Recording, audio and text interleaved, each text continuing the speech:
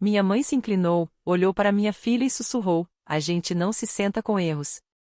A mesa riu. Minha filha baixou a cabeça. Eu apenas segurei a mão dela e fui embora. Naquela noite, meu pai mandou uma mensagem: você ainda vai pagar a parcela do carro amanhã, né? Eu respondi: não para pessoas que humilham a minha filha. Ao meio-dia do dia seguinte, eles já estavam surtando. Eu disse várias vezes para não estragarem tudo. Era o meu aniversário e eu não queria nada sofisticado. Nada de drama, nada de comentários passivo-agressivos, nada de sorrisos forçados. Eu só queria uma noite tranquila com as pessoas que eu amava, especialmente com a minha filha. Eu até lembrei eles no dia anterior. Por favor, sejam apenas decentes com ela. Não carinhosos, não afetuosos, nem mesmo simpáticos. Apenas decentes. Era só isso que eu pedi. Minha mãe disse que eu estava sendo dramática. Meu pai não respondeu. Eles sempre tiveram uma relação estranha com a minha filha, Ava. Ela tem 13 anos, é inteligente, um pouco introvertida, o tipo de menina que percebe tudo e fala muito pouco. E, infelizmente para ela, nasceu em uma família que valoriza sorrisos falsos e silêncio educado mais do que honestidade. Ela não se encaixa no molde deles. E acho que nunca a perdoaram por isso. As coisas vinham piorando havia um tempo. Uma alfinetada sobre o peso aqui, uma piada sobre a atitude ali. Sempre discretas o bastante para serem negadas, nunca altas o suficiente para serem confrontadas. Nos feriados, esqueciam os pratos favoritos dela. Nos aniversários, davam presentes passivo-agressivos, como um livro de autoajuda para adolescentes com sentimentos grandes. Uma vez, minha mãe disse para ela não usar amarelo porque nem toda cor favorece todo mundo, querida. Eu falei algo na hora e me disseram que eu era sensível demais. Mesmo assim, convidei todos para o jantar do meu aniversário. Talvez por hábito, talvez por esperança. Ou porque, depois de todos esses anos, eu ainda achava que talvez eles me surpreendessem. Que talvez, se eu implorasse o suficiente, se avisasse com clareza suficiente, eles agiriam como avós normais e amorosos por uma maldita noite. Reservamos um restaurante. Nada extravagante, só um pequeno e tranquilo italiano que a Ava gostava por causa das luzes penduradas e das janelas grandes. Eu disse que ela podia escolher o lugar. Ela sorriu. Até vestiu a blusa que minha mãe tinha dado no último Natal. Eu nunca tinha visto ela usar antes. Talvez ela achasse que isso ajudaria. Todo mundo chegou no horário. Meu marido, alguns amigos próximos, alguns primos. O clima estava leve. Minha mãe apareceu com o vestido que usava em toda ocasião, como se fosse o uniforme pessoal dela para ser vista. Meu pai parecia entediado em menos de 5 minutos, já meio distraído no celular. Mas Ava sentou ao meu lado, quieta, educada, tentando. Por um tempo, pareceu normal. Pedimos a comida, rimos, até brincamos. Eu comecei a relaxar. Talvez eu tivesse estado tensa demais, defensiva demais. Talvez dessa vez realmente fosse diferente. Então a sobremesa chegou. Tiramisu, o favorito da Ava. Alguém fez uma piada sobre criar filhos. Nem lembro exatamente qual foi. E a Ava, com aquela voz adolescente direta e tranquila, disse: eu não acho que quero ter filhos quando crescer. Não foi falta de educação, foi só honestidade. E, sinceramente, nem era algo tão profundo assim. As pessoas riram de leve. Até eu sorri. Mas minha mãe virou a cabeça bruscamente e cravou os olhos na Ava. Ela se inclinou devagar sobre a mesa e sussurrou algo que eu não consegui ouvir direito. Vi a Ava piscar e depois baixar a cabeça. Os dedos dela se fecharam com força em volta da colher. Eu me inclinei e perguntei o que tinha sido dito. Minha mãe apenas deu de ombros, deu um gole no vinho e disse, alto bastante para todos ouvirem: a gente não se senta com erros. A mesa ficou em silêncio. Então, inacreditavelmente, alguém riu. Acho que foi um dos meus primos, nervoso ou sem noção, não sei. Mas a Ava não se mexeu. Ela ficou olhando para o próprio colo, como se estivesse tentando desaparecer ali. Eu não disse nada. Me levantei, peguei a mão dela e saímos. Sem gritos, sem escândalo, apenas silêncio e todas as cabeças daquela mesa nos observando ir embora. Nem o bolo nós levamos. Naquela noite, meu celular não parou. Pedidos de desculpa de amigos, mensagens de parentes. Um primo escreveu: "Não acredito que ela disse isso." Outro mandou: "A Ava não merecia aquilo." Desculpa. Mas da minha mãe, nada. Do meu pai, nada, até 22h12. "Você ainda vai pagar a parcela do carro amanhã, né?" Foi só isso. Nenhuma menção ao que aconteceu. Nenhuma menção à Ava. Fiquei olhando para a mensagem por um minuto inteiro, depois respondi: "Não para pessoas que humilham a minha filha." Nenhuma resposta. Na manhã seguinte, eu tinha 7 chamadas perdidas do meu pai e 2 da minha mãe. Ao meio-dia, eles já estavam ligando para o meu marido, para minha irmã, até para o meu trabalho. De repente, não era mais sobre a Ava. Era sobre pânico. E, pela primeira vez, eu comecei a enxergar tudo com clareza. Durante todos esses anos, achei que estava mantendo a paz. Achei que estava equilibrando 2 mundos. Protegendo a Ava enquanto permanecia leal às pessoas que me criaram. Mas eles já não eram realmente a minha família. E nunca a aceitaram de verdade. Naquele dia, tudo mudou. Eles só ainda não sabiam disso. A primeira coisa que aprendi depois de cortar o apoio financeiro foi como o pânico aparece rápido quando o sentimento de direito perde o colchão. Eles não ligaram para saber como a Ava estava. Não perguntaram se ela ficou bem depois daquela noite. Nem fingiram se importar. As ligações eram sobre logística, confusão, urgência. Meu pai deixou um correio de voz dizendo que devia ter havido algum erro com o pagamento. Minha mãe mandou uma mensagem em seguida falando que o banco não gosta de atrasos e de como aquilo estava estressando eles. Nada sobre as palavras que quebraram a minha filha. Eles nunca gostaram da palavra não. Não porque sejam barulhentos ou agressivos. São piores do que isso. Eles culpam. Te lembram de sacrifícios que você nunca pediu. Crescendo, toda discordância terminava do mesmo jeito, eu pedindo desculpa só para manter a calma. Eu nem percebi que tinha sido treinada assim até parar. A parcela do carro não era pouca coisa. Eu vinha pagando havia quase um ano.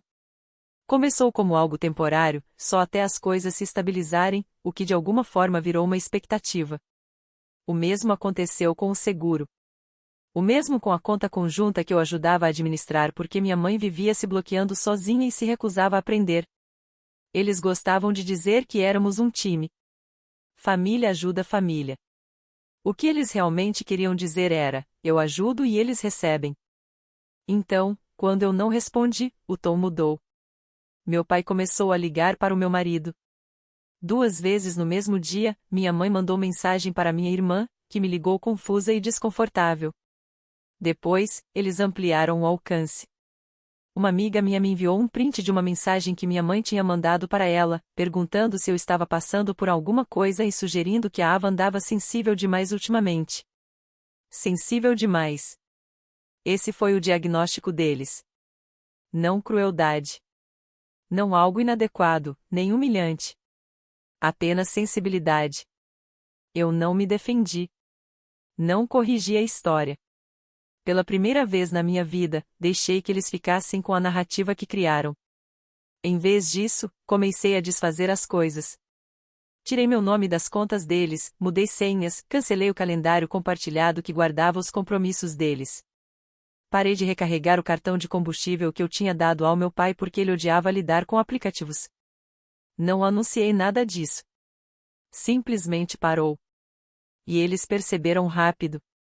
Meu pai deixou outro correio de voz, a voz tensa, dizendo que não entendia por que eu estava punindo a eles por causa de um comentário. Um comentário.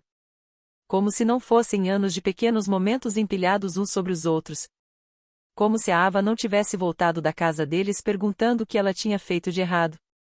Como se eu não tivesse passado noites tranquilizando minha filha, dizendo que adultos nem sempre são gentis, mesmo quando deveriam ser. A parte que mais doeu foi a facilidade com que eles a descartaram. Eles nunca disseram o nome dela. Nenhuma vez. Era sempre a menina, ou a sua filha, ou a criança. Como se usar uma linguagem distante deixasse tudo mais limpo. Como se apagasse a responsabilidade. Eu não retornei a ligação. Enquanto eles entravam em espiral, a Ava ficou mais quieta. Não triste, observadora. Ela me perguntou se a vovó estava brava com ela. Eu disse a verdade. Falei, algumas pessoas não gostam de ser responsabilizadas, e isso não tem nada a ver com você. Foi nesse momento que percebi que tinha terminado de explicar. Passei anos traduzindo meus pais para minha filha, amenizando tudo, arrumando desculpas para que ela não se sentisse indesejada. E passei anos traduzindo minha filha para os meus pais, esperando que um dia eles escutassem. Eles nunca escutaram. E agora que o dinheiro tinha acabado, o silêncio parecia mais alto do que qualquer briga que já tivemos. No fim da semana, eles não estavam apenas ligando. Estavam implorando. E eu continuei sem responder. No 10º dia, o silêncio tinha ficado alto demais para eles. No começo, tentaram manter a pose, agir como se eu só tivesse exagerado e fosse a voltar ao normal depois de esfriar a cabeça. Mas quando a parcela do carro não caiu, quando as compras não apareceram na geladeira, quando a conta compartilhada morreu e eu não respondi às mensagens passivo-agressivas carregadas de culpa, eles quebraram. A primeira mudança real veio numa mensagem do meu pai. 2 frases, sem pontuação. Entendemos que você está ocupada e estressada.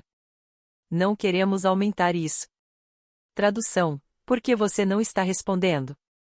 Minha mãe veio em seguida com um daqueles textos longos e emocionais. Começava com tenho pensado no que aconteceu e depois virava um relato inteiro, tentando explicar como talvez o comentário dela tenha saído errado e como o humor nem sempre é interpretado da forma que a gente imagina. Ela ainda tentou puxar a carta da idade, dizendo que vinha de outra época. Nenhum pedido de desculpas, nenhuma responsabilidade assumida, só desculpas suaves e um arrependimento vago. Terminou com: a gente só quer que tudo volte ao normal. Normal. Como se o normal fosse eu passar a vida inteira controlando os danos que eles causavam, sorrindo enquanto isso. Eu não respondi. Naquele fim de semana, levei a Ava para sair. Só nós duas. Dirigimos 1 hora até um sebo que ela adorava, aquele com móveis desencontrados e um gato sonolento na vitrine. Deixei que ela escolhesse o que quisesse. Depois, sentamos num café tranquilo. Ela ficou encolhida no banco, as pernas dobradas embaixo do corpo, lendo o primeiro capítulo de um livro de fantasia que esperava havia meses. Em certo momento, ela levantou os olhos e perguntou: a vovó e o vovô estão bravos? Eu não respondi na hora. Ela continuou: eu não me arrependo do que eu disse no jantar. Não estava tentando ser grossa. Eu só falei o que eu sentia. Eu disse que sabia, e que ela não precisava pedir desculpa por ser honesta. Antes de irmos embora, ela fez mais uma pergunta: eu vou ter que ver eles de novo? Essa foi mais difícil. Eu disse que não, a menos que eles mudassem. Ela apenas assentiu, como se já soubesse a resposta, mas precisasse ouvir de mim. Quando chegamos em casa, vi que tinha 3 chamadas perdidas e 2 áudios. Um era do meu pai, curto, em pânico. Falava algo sobre o banco ligando, sobre precisar resolver seguro e multas por atraso. Disse que eles iam perder o carro e que tudo estava desmoronando por nada. Por nada. O segundo áudio era da minha mãe chorando. Um colapso completo. Ela falou da pressão alta do meu pai, de como ele não estava dormindo, de como eles não acreditavam que eu estivesse fazendo isso com eles. Ainda assim, nada sobre a Ava. Nenhuma palavra. E foi aí que eu soube que eles não estavam realmente chateados pelo que fizeram. Estavam chateados porque houve consequências. Eles sentiam falta do acesso, do controle. Do conforto silencioso de saber que eu sempre apareceria no último minuto para consertar tudo, pagar a conta, resolver o problema, suavizar o clima com a minha filha e fingir que ainda éramos uma família. Aquilo tinha acabado, e eles estavam em desespero. Depois disso, tentaram outros caminhos. Minha irmã ligou dizendo que eles realmente não estavam bem. Um primo entrou em contato para ver como eu estava e comentou casualmente como aquilo devia estar sendo difícil para minha mãe. Minha mãe, que humilhou minha filha em público, riu e depois insistiu ainda mais. Todo mundo continuava agindo como se a situação fosse complexa. Não era. Uma mulher adulta olhou uma menina de 13 anos nos olhos e disse, na frente de uma sala cheia de gente, que ela era um erro.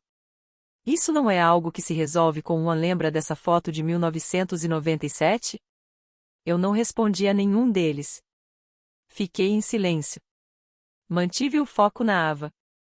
Comecei a repensar tudo, feriados, tradições, obrigações compartilhadas. Olhei ao redor e percebi o quanto da minha vida adulta estava estruturada em torno de pessoas que não tinham conquistado aquele espaço. Eu ainda não tinha cortado o contato totalmente. Ainda não. Mas os muros estavam subindo e, pela primeira vez, eu não estava procurando a porta de volta. Eu estava conferindo as trancas. A terceira semana foi quando eles pararam de fingir simpatia. Até então, tudo tinha sido manipulação em nível baixo. Áudios pingando culpa, mensagens fingindo preocupação, fotos antigas enviadas como se fossem feitiços para me amolecer. Mas o dinheiro não estava voltando, e eu não cedia. Foi aí que tudo mudou. Era uma terça-feira à tarde, estava chovendo. A Ava estava na escola e eu tentava terminar o trabalho quando ouvi batidas fortes na porta da frente. Não era uma batida comum, era um soco impaciente, com a mão inteira. Eu congelei e espreitei pela janela. Era meu pai. Ele tinha aparecido. Eu não abri a porta. Não disse uma palavra. Ele ficou ali por um tempo, mudando o peso de um pé para o outro, murmurando sozinho, depois mais alto, Kelly, vamos lá. Isso é ridículo. Vamos conversar. Eu permaneci fora da vista. Por fim, ele enfiou alguma coisa na caixa de correio e foi embora. Era uma pasta cheia de documentos de empréstimos, impressões das parcelas do carro, avisos de atraso, contas rabiscadas em guardanapos mostrando o quanto eles estavam devendo. No fundo, um post-it amarelo, isso tudo por causa de um comentário idiota. Nenhum pedido de desculpas, nenhuma compreensão. Só desespero disfarçado de confusão. Eu não respondi. 2 dias depois, descobri que eles tinham feito algo pior. Ligaram para a Ava. Usaram o celular antigo da minha mãe, um número que eu tinha esquecido que a Ava ainda tinha salvo. Eu nem soube da ligação até a Ava bater na porta do meu quarto naquela noite. Ela parecia estranhamente calma. A vovó me ligou, ela disse. Eu encarei. O que ela disse? Disse que sentia minha falta. Depois falou que família perdoa a família e que não quis machucar meus sentimentos. Aí perguntou se eu queria ir lá no próximo fim de semana. Eu me senti enjoada, como se algo não dito tivesse acabado de se romper. Você disse que sim? A Ava balançou a cabeça. Eu disse que tinha lição de casa. Depois, ela mesma bloqueou o número, por conta própria. Mas eu não consegui deixar aquilo passar. Eles não tinham apenas cruzado um limite. Tinham passado por cima de mim. Sabiam que não conseguiam mais chegar até mim, então foram atrás da única pessoa que achavam que ainda poderia ouvir, uma criança, a própria neta deles. Na manhã seguinte, recebi uma mensagem da minha mãe, eu falei com ela. Ela claramente não está tão abalada quanto você acha. Talvez seja a hora de você parar de projetar seus problemas nela. E foi aí que eu enxerguei tudo com clareza. Isso não era um mal-entendido. Nunca foi. Era controle. Eles reescreviam a história para continuarem no papel de vítimas, enquanto a Ava e eu éramos apenas personagens que eles trocavam quando lhes convinha. Eles achavam que, se colocassem a Ava do lado deles, eu cederia. Em vez disso, algo virou uma chave dentro de mim que eu nem sabia que existia. Naquela noite, eu desmontei tudo. Cortei até o último vínculo financeiro. Fechei a antiga conta corrente compartilhada que eles ainda usavam por precaução. Cancelei o cartão de combustível que ainda usavam toda semana. Bloqueei o acesso ao portal da farmácia que eu gerenciava para as receitas da minha mãe. Troquei as fechaduras. Tirei a chave reserva debaixo da pedra falsa no jardim. Depois, contei a verdade para a Ava. Disse que eles vinham ligando, mandando mensagens, tentando chegar até mim, e que agora tinham tentado passar por ela. Falei que ela tinha o direito de estabelecer os próprios limites, que não devia perdão nem acesso a ninguém só porque eram parentes. Ela ouviu com atenção e então disse algo que eu não esperava: eu costumava sentir pena deles, mas não sinto mais. Em seguida, ela me contou outra coisa, algo que eu nunca tinha ouvido antes. No ano anterior, quando passou um fim de semana na casa deles, minha mãe disse para ela não comer muito pão no jantar porque é mais difícil perder o peso de bebê quando se é baixinha. Ela tinha 12 anos. Nunca me contou. Achou que aquilo só ia causar uma briga. E provavelmente estava certa. Eu fiquei ali, segurando aquela história, percebendo que eu tinha medo de balançar o barco enquanto a minha filha estava se afogando em silêncio. Na manhã seguinte, enviei uma última mensagem.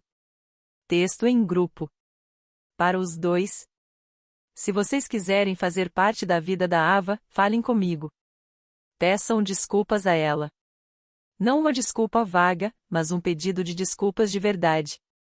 Expliquem-se e sejam sinceros.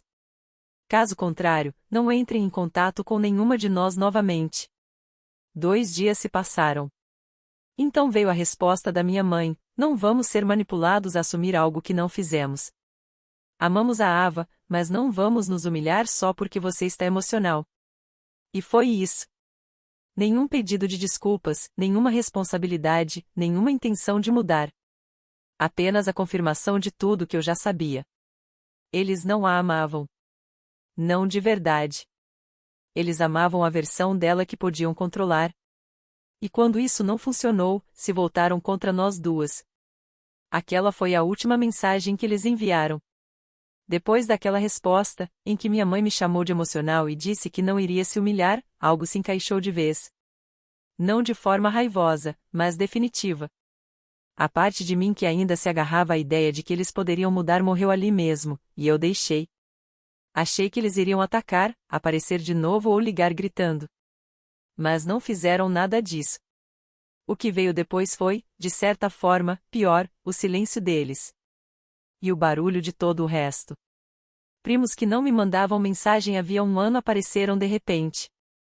Mensagens casuais, daquelas que começavam com um oi, só passando para saber como você está e rapidamente viravam um então, ouvi dizer que teve algum desentendimento. Minha tia me mandou uma sequência de áudios dizendo que toda família tem seus momentos e que as pessoas falam coisas sem querer. Até a melhor amiga da minha mãe me mandou um e-mail. Um e-mail. Ela disse que tinha ouvido da minha mãe que eu estava passando por uma fase e que mães e filhas sempre acabam se reencontrando. Nenhuma delas perguntou como a Ava estava. Nenhuma quis saber o que realmente tinha sido dito. Todas agiram como se fosse só um mal-entendido. Como se eu tivesse pegado algo pequeno e transformado em algo enorme. Como se não houvesse anos por trás disso. Como se não houvesse uma menina que, desde que começou a andar, foi feita para se sentir uma estranha dentro da própria família. Mas a pior mensagem veio da minha irmã. Ela me escreveu: eles não são perfeitos, mas ainda são nossos pais. Talvez você pudesse falar com eles pela Ava. Pela Ava. Foi naquele momento que percebi o quão distorcido tudo tinha se tornado. As pessoas estavam tão focadas neles, na imagem que tinham dos meus pais, na necessidade de manter a fantasia da família intacta, que simplesmente pularam o que tudo isso tinha feito com a Ava. Como se ela fosse só dano colateral. Ela não era. Ela era o centro de tudo. E algo estranho aconteceu no meio de todo esse caos. A Ava começou a mudar. Não foi repentino. Foi silencioso, lento, como se alguma coisa dentro dela estivesse se soltando. Ela começou a sair mais do quarto, a falar mais, a dar respostas de verdade em vez de só dar de ombros. Passou a deixar o caderno de desenhos à vista, em vez de escondê-lo debaixo da cama. Uma tarde, enquanto eu arrumava a casa, encontrei um desenho que ela tinha deixado sobre a mesa da cozinha. Era eu e ela sentadas num banco de praça, dividindo um pedaço de bolo e rindo. Ao fundo, havia uma mesa cheia de pessoas sem rosto. Uma delas tinha um balão de fala dizendo: a gente não se senta com erros. Mas nós não estávamos naquela mesa. Estávamos viradas para o outro lado. Ela se desenhou indo embora dali. Ela não tinha apenas aceitado o que aconteceu. Estava reescrevendo a história. Na mesma semana, ouvi de uma amiga que trabalha na farmácia onde meus pais costumavam buscar remédios. Pelo visto, minha mãe foi lá pedindo ajuda para renovar uma receita, mas não conseguiu acessar a conta. Minha filha que cuidava disso, ela disse. Ela está tirando um tempo. Foi assim que ela explicou. Como se eu tivesse ido para um retiro, como se fosse voltar logo. Depois veio outra surpresa. Recebi uma ligação de uma instituição de caridade local onde eu costumava ser voluntária. Disseram que minha mãe tinha entrado em contato perguntando se eu ainda fazia a contabilidade das doações. Contou a eles que eu andava sobrecarregada ultimamente, mas tentou me envolver de novo. Como se nada tivesse acontecido. Como se, continuando a dizer meu nome nos lugares certos, eles ainda pudessem controlar a narrativa. Eles estavam perdendo o controle e não sabiam o que fazer com isso. Enquanto isso, a Ava estava florescendo. Não há outra palavra. Quanto mais distância tínhamos dos meus pais, mais ela se encontrava. Entrou para o clube de artes da escola, começou a fazer bolos. Voltou a rir com o rosto inteiro. Mas havia uma coisa que ainda ficava entre nós. Ela nunca perguntou se eles iam pedir desculpas. Nunca perguntou se a gente ia voltar. Ela apenas esperava. Então decidi tentar uma última coisa. Não estava fazendo isso pelos meus pais. Nem por culpa. Fiz porque queria dar a Ava o encerramento que ela merecia. Não só um fim, mas uma escolha clara. Enviei uma mensagem, uma única frase: a Ava está disposta a se encontrar com vocês uma vez, se estiverem prontos para ter uma conversa de verdade e pedir desculpas pessoalmente. Era um teste simples. Nada dramático. Sem súplicas, sem segundas chances. Apenas uma porta entreaberta. Eles responderam 2 dias depois. Foi exatamente o que eu esperava: vamos pensar a respeito, mas só se você não for fazer um escândalo. Aquilo foi tudo o que eu precisava ver. Eles não estavam interessados em reconstruir nada. Queriam salvar as aparências. E, finalmente, eu estava pronta para parar de fingir que eles queriam algo além disso. Para mim, foi o fim. Aquela mensagem a vamos pensar, mas só se você não fizer um escândalo selou tudo. Mesmo diante de uma segunda chance, mesmo com um caminho claro para a redenção, eles ainda não conseguiam assumir responsabilidade. Nem perguntaram quando ou onde. Não estavam preocupados em ver a Ava. Só se importavam com a própria imagem. Sempre foi assim. Então, eu não respondi. Não perguntei de novo. Não expliquei nem esclareci nada. Apaguei a mensagem e segui em frente. E foi aí que o verdadeiro silêncio começou. Não um silêncio constrangedor, nem um silêncio de raiva, mas um silêncio real, permanente. Parei de me perguntar o que eles estavam pensando. Parei de reviver aquela noite. Parei de esperar por um momento que desfizesse tudo. Ele não veria. Nunca poderia vir. Porque eles não estavam arrependidos. Não eram capazes do tipo de amor que a Ava merecia. Uma semana depois, oficializei tudo. Bloqueei os números deles, removi-os dos contatos de emergência, avisei a escola da minha filha que eles não estavam mais autorizados a buscá-la ou participar de reuniões. Passei por todos os documentos, contas e formulários e apaguei o nome deles de tudo. Nada de fotos na geladeira. Nada de endereços salvos. Até a senha da antiga conta da Netflix, a qual eles ainda tinham acesso, eu mudei. Foi frio, de certa forma, mas também foi limpo. Naquele domingo, sentei com a Ava. Contei a verdade, que eu tinha oferecido uma última chance e que eles não tinham aceitado. Disse que ela não voltaria a vê-los. Não porque não fosse desejada, mas porque merecia algo melhor. Ela ouviu em silêncio, firme, tranquila. Quando terminei, ela não fez nenhuma pergunta. Apenas assentiu e disse: tudo bem. Perguntei se ela estava triste. Ela respondeu: um pouco, mas não daquele tipo que fica. Essa frase ficou comigo. Ainda fica. Porque, por muito tempo, achei que esse tipo de ruptura deixaria um vazio. Que cortar laços com as pessoas que me criaram quebraria algo de forma permanente. Talvez tenha quebrado.